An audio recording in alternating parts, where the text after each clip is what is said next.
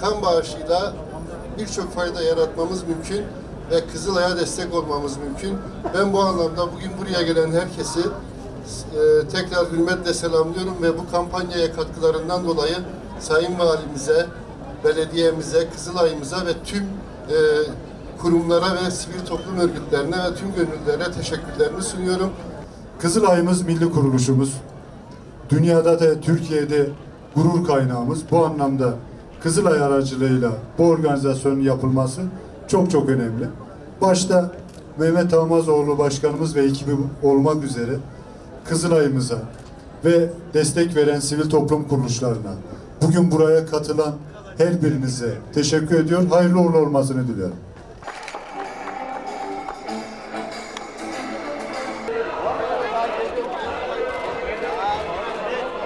Gördüğünüz gibi vatan için can, millet için kan verici sloganıyla her yıl geleneksel olarak devam ettirdiğimiz kan bağışı kampanyamıza bu yıl 13.sünü düzenliyoruz.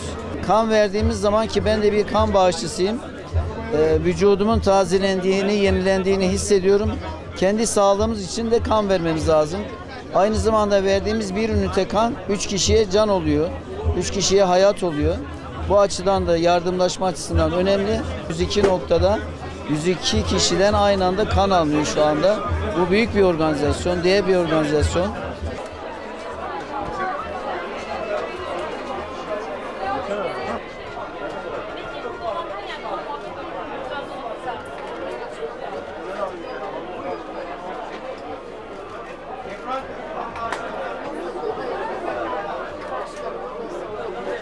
Başkanım.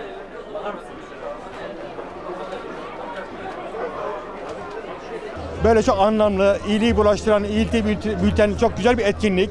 Geleneksel olarak 13.sü yapılan bu etkinliği katkısı olan başta Sayın Mehmet Başkanımıza ve ekibine teşekkür ederiz. Çok anlamlı, çok manidar bir toplulukla herkes sıraya girmiş, iyiliği bulaştırmak için gayret ediyor. Bu Barış Kenti Gaziantep'e yakışan bir davranış.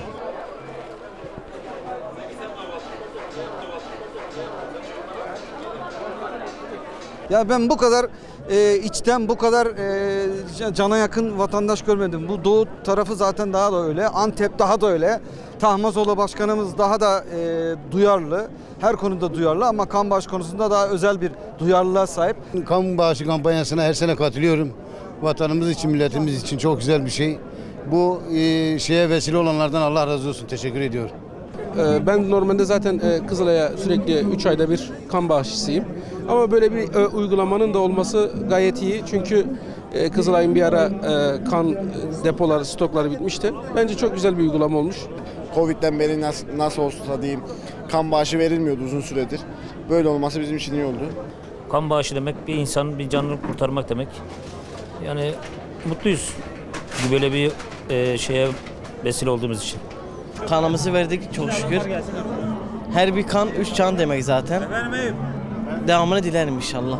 Belediyemize bugün 3. kanımızı vereceğiz. İnşallah Allah nasip ederse.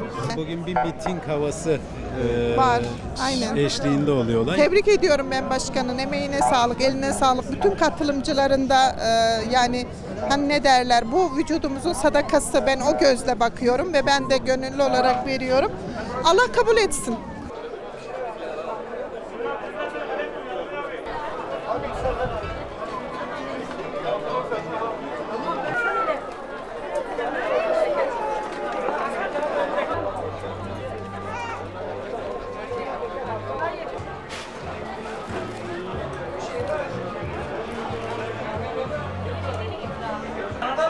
Adana'dan bir kişi var dediler.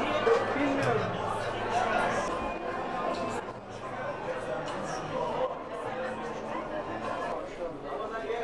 Pandemi işlem bitti mi?